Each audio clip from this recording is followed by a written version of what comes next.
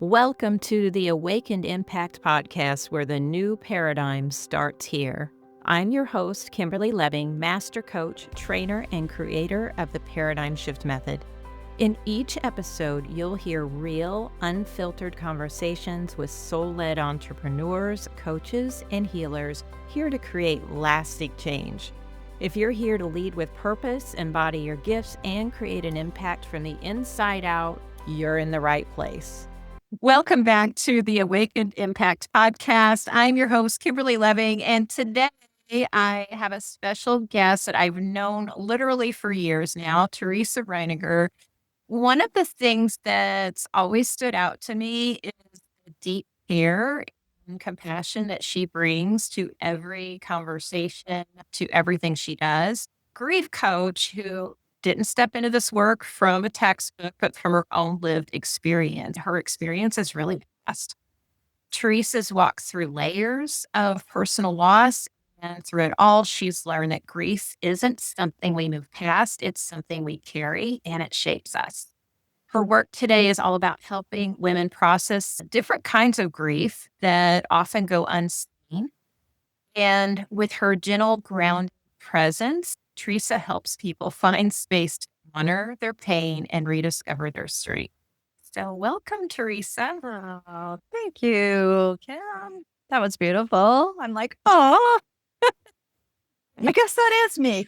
It is you. It totally is. Well, we've known each other for a really long time, but it's all true. I'm Thank you. excited about this conversation and for you to share your story. And I'd really like to start there because I feel like grief coaching is something that I'm thinking that a lot of people don't know about it. I could be wrong, but a lot of people may not think about that. And I'd love for you to share your experience and maybe how these personal experiences that you've had led you into this work. Yeah, good start, I guess. So, yeah, I did not grow up thinking this is what I would do, grief work. So, it is something that I think the threads in my life have kind of led me to where I am now. And as I became a grief coach or grief specialist, looking back is when I realized, oh my gosh, like all the threads, all the things that have happened throughout my life that really pointed me in this direction and what I do now. So I'll start with the reason that I became a grief coach or grief specialist is really because my daughters were experiencing infertility and pregnancy loss, total of 7 miscarriages between 2 of my daughters. And from that, I went to starting a podcast to really educate women that have experienced those kind of things and allow them to share their stories.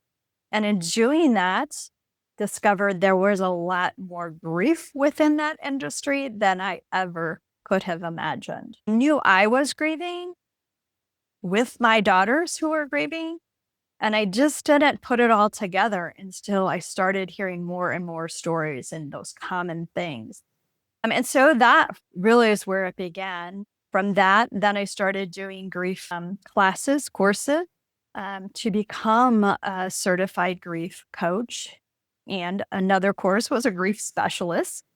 And then I really did dive into learning more about how we process things.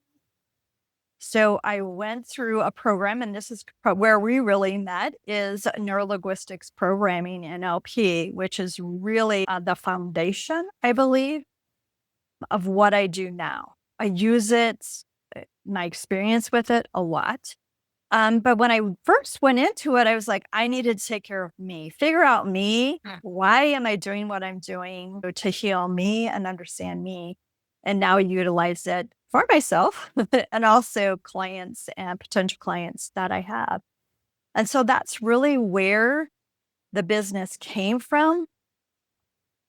But looking back now after, and sometimes vividly remember someone saying to me when they said, "What are you doing now?" And I'm like, "Oh, I'm a grief coach. I'm working with women that have experienced pregnancy loss or child loss." And they're like, "Oh, that makes total sense." like, you worked at the funeral home. And I'm like, oh my gosh, I worked at a funeral home for 15 years, all around grief, all of that.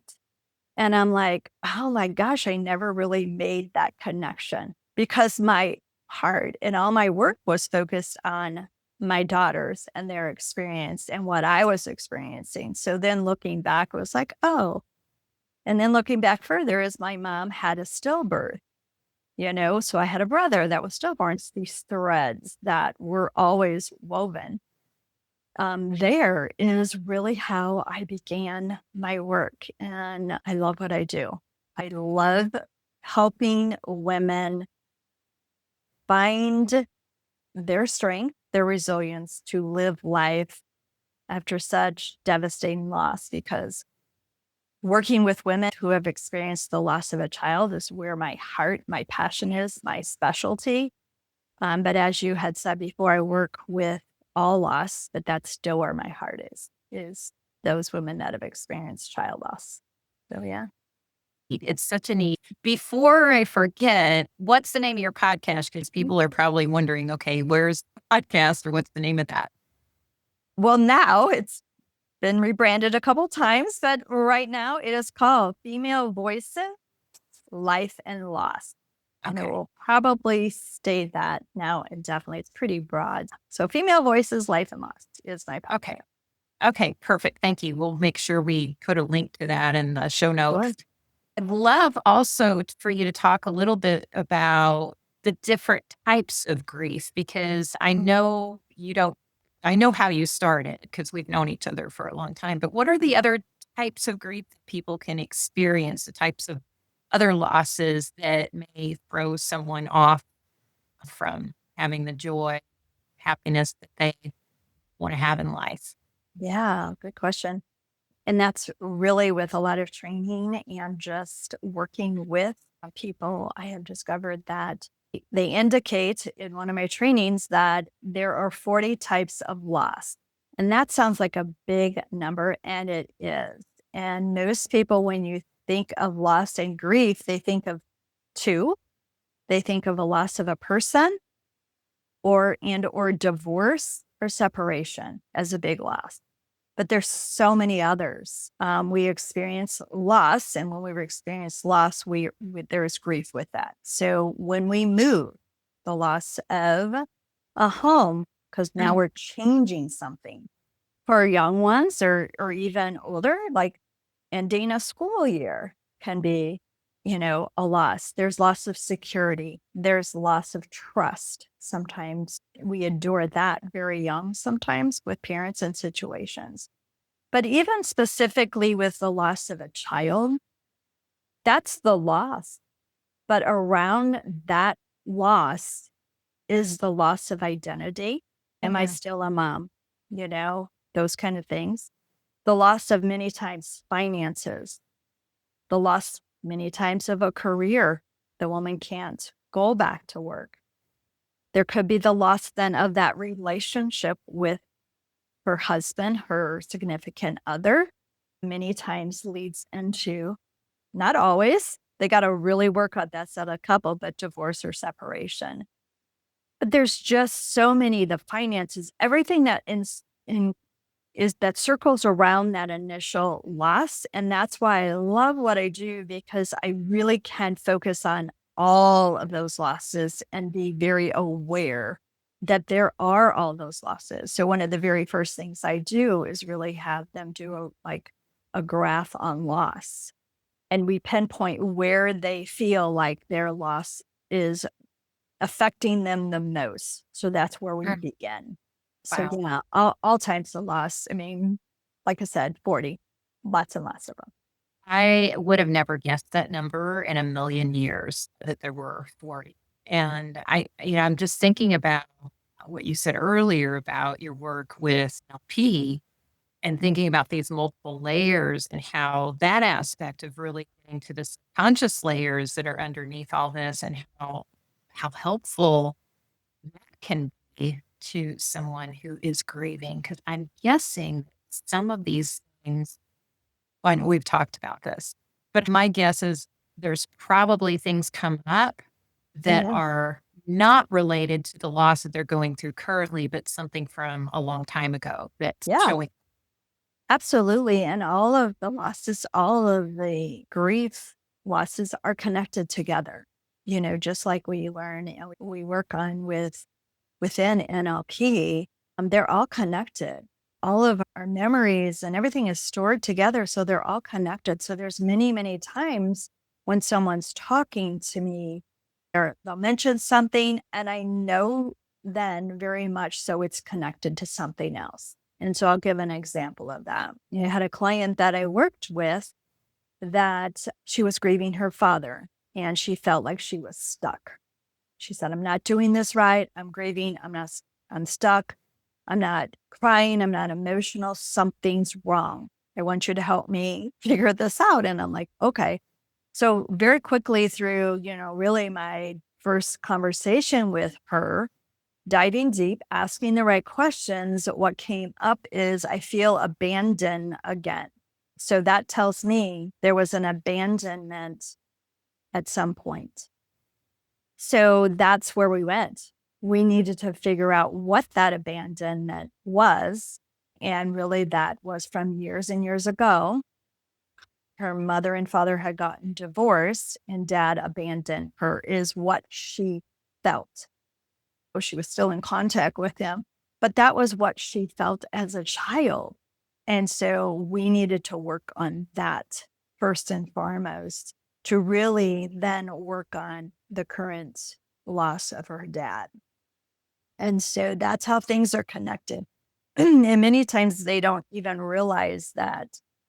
Almost everyone really doesn't realize that their grief that they're experiencing, the loss they experience right now is connected to something else. Yeah, it's all connected. I mean, you want to do better in your business, connected to something that probably happened when you were two. So, what are some signs that are probably more, I'd say more common, maybe not common to us, but common to you, that someone might be carrying unresolved or even invisible grief? Yeah, I think many times it's just the physical things that they feel like they're stuck, like their health is declining. Talked to a gal yesterday that her hair is falling out. She's losing weight. There's others gaining weight. They're eating their feelings. So physically, that's one thing that they know something's not right. Something's wrong. Emotion, heightened emotions all the time.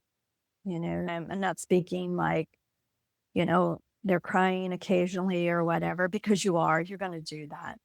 But they are several weeks past the loss and they're still can't get out of bed.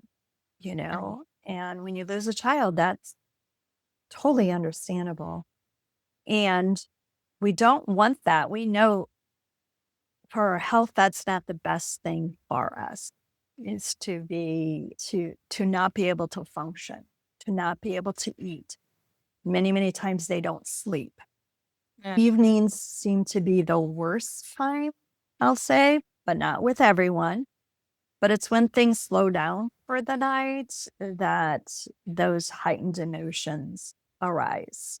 So just overwhelmed many times. They're just overwhelmed by all sorts of things. They can't remember things. There's a brain fog that is real. Actually, as I'm saying that, I'm thinking I have a book back here that's called The Grieving Brain. So the brain is affected. The brain is totally affected. So brain fog, forgetfulness. So that's why many, many times there could be really a loss of a job. There could be loss of many other things because they can't really function or think clearly. And it's very common. So there's lots of signs, and those would be probably the most common signs. Wow. I'm wondering, like, also, like, how can, if someone's going through grief, how can they allow grief and resilience, like both of those, like they're on the other side of it. I say on the other side, but I don't know that you ever really get on the other side, for lack of better words, I'll use that. How can we allow grief and resilience to coexist without feeling guilty If Oh, you're, because that's what I'm envisioning. Like, if you want to be past it, but I'm thinking there might be some guilt there about even getting past. Does that make oh. sense? Yeah, it makes total sense. It makes total sense. So many times people will feel like if I get past it, using your word, get through it, then there won't be a remembrance of the person that was lost. And so sometimes we hold tight to the grief. We don't want to let the grief go because we feel like we're losing memory and connection with that person. And so that's where I think many times the guilt is. Share this sometimes with people that, they feel like they need to think of that person 24/7. These people were significant in our life and we should think about them all the time now that they're gone. And I just encourage people when they were alive, living here with you, did you think of them 24/7? We do not. So setting that expectation is really unrealistic to think that you're going to think about them all the time. And so when they don't, they worry. They worry a lot. They put a lot of guilt on themselves. And so that's where a lot of that guilt comes from. But once they get to a certain point and they're really working through their grief, and a lot of that is really feeling the emotions and allowing those emotions to flow. And one of the very first things that I have people do is to journal their emotions. For me, it's like I want them to do something as simple as sit down and write just words. If you can write just words of how you are feeling, that's beneficial because within a week, 2 weeks, 3 weeks, doing the same thing, you can compare those words, if nothing else, and know that they are working through their grief. And so that is key to really feel the emotions. We as a society, we want to hold the emotions in and we don't want to express the emotions. And it's probably one of the worst things we can do when we're grieving is to hold that in. That was the next thing I was going to say is ask, like, how is society affecting this? And you went right into it because I feel like that's true. Like it's not considered strong or, to be weak if Mm-hmm. you are, feeling the emotion. And it's just not true. It's not true. Yeah. I mean, we could probably do a whole episode on society and the things that society thinks, all the things that I want to change in society. But we don't have time to dive into all of that. And I'm just saying that it's okay. Society does say, we get 3 days of bereavement or we might get a week. Like they want you to move through it quickly. And that is not reality. So where we are in society is not the best space. And I got a whole lot of things that I'm going to do to help that. I know. Well, you Start already the are. podcast. You Start the already podcast. are.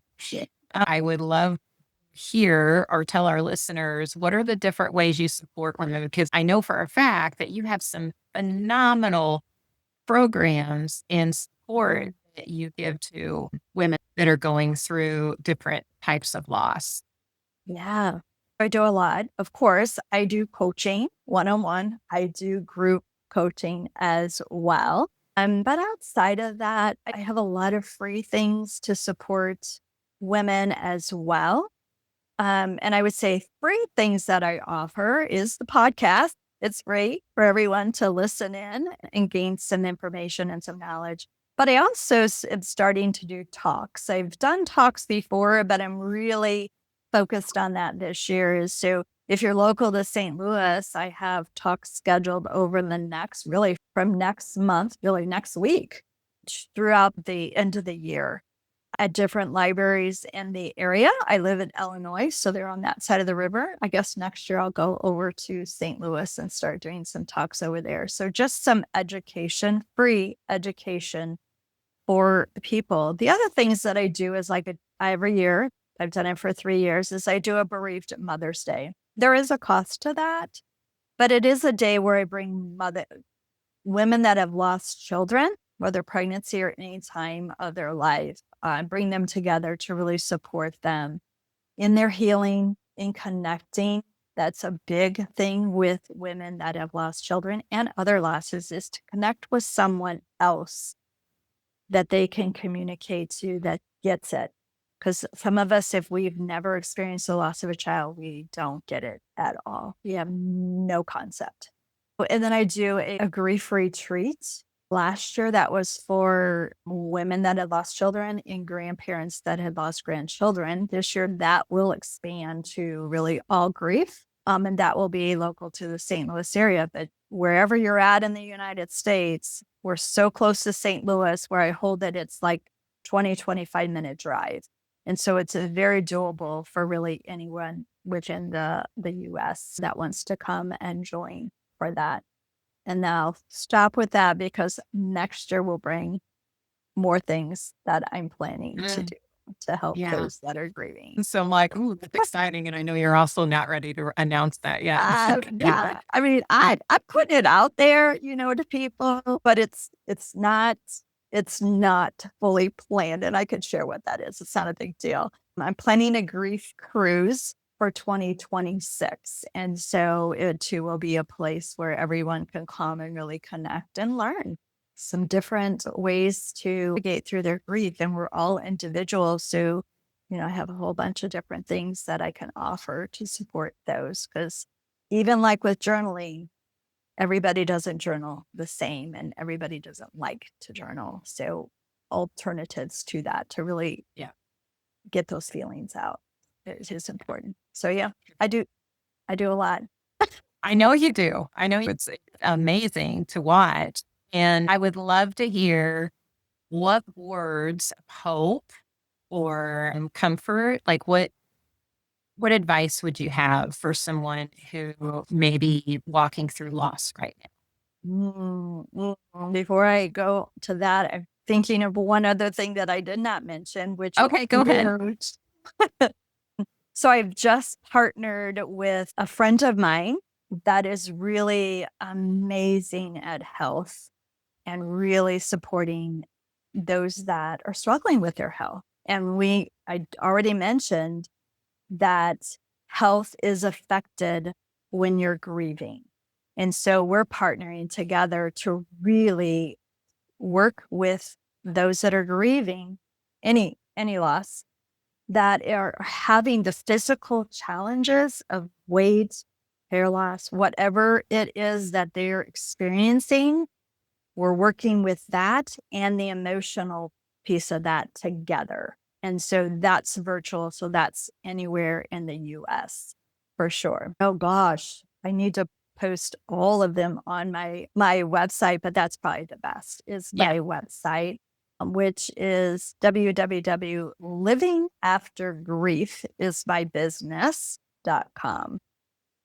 Yeah, so perfect. And I know she's got a newsletter. So go to the website, sign up for the newsletter, because I know she'll be notifying about all these amazing things that are coming through the newsletter. For listeners who are walking through loss, right? What words of hope or comfort would you offer them? Well, the thing that I hear, over and over, and I share over and over is you're not alone. And everyone that is grieving a significant loss feels very, very isolated, that no one understands. And you're absolutely right.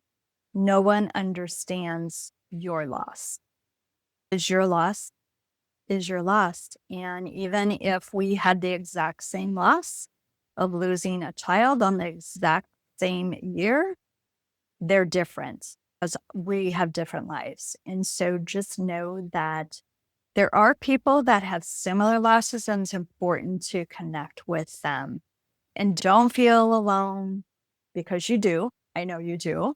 And just know that if you do the work, if you reach out to someone that really understands and is someone that will allow you to share what's going on, you can heal and you will heal if you're ready to heal and you want to heal. It's possible for sure. Sure. I love that. And that brings me back to for the community part, just for the listeners that might be going through this right now, or maybe you know someone. Teresa's got these amazing communities and support set up. So go to their website, sign up for the newsletter so that you can know what's happening with her. Yeah, I'm very well connected with a lot of nonprofits, a lot of support groups. And that's what I love more than anything is whether I work with you as a coach or not, I want to connect you to someone that has had a similar loss to yours so that you have now a person that can support you on your journey. One of the hardest is losing someone significant in your life. Thank you, Teresa. This has been just an amazing conversation. I knew it would be heartfelt and it was insightful too. So thank you for sharing your wisdom here in this space. I appreciate it. You are so welcome. Thank you for allowing me to share. I appreciate you so much. Of course. Thanks for tuning in to the Awaken Impact podcast. If today's episode resonated, I'd love for you to subscribe, leave a review, or share it with someone who's ready to rise. You can learn more about the Paradigm Shift Method at KimberlyLebbing.com or connect with me on my YouTube channel at Kimberly Lebbing. Until next time, keep leading the way.